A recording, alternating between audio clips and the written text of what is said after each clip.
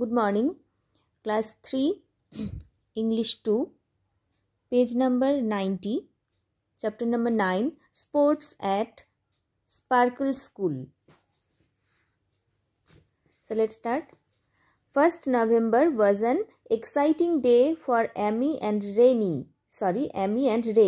So 1st November Amy এবং রের জন্য একটা খুব এক্সাইটিং ডে ছিল, খুব এক্সাইটেড ডে ছিল। They had been waiting for this day for a long time. তারা এই দিনটির জন্য খুব দীর্ঘ প্রতীক্ষা করেছিল। It was their annual sports day. এটা ছিল তাদের annual sports day. There were games to play. খেলার নানান রকম খেলার জন্য খেলা ছিল। রেসেস টু রান, দৌড়ানোর জন্য রান ছিল।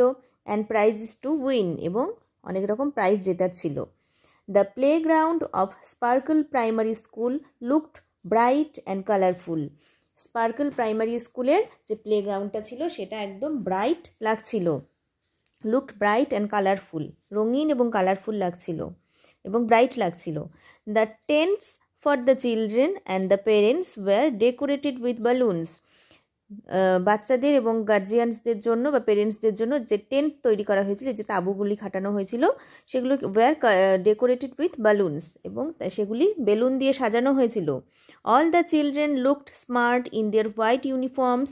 তার সব বাচ্চারা হোয়াইট ইউনিফর্মে, সাদা ইউনিফর্মে খুব সুন্দর লাগছিল।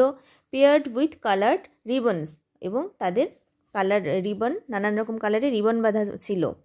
It was time for the games to begin. খেলা শুরু হওয়ার সময় হয়ে গিয়েছিল।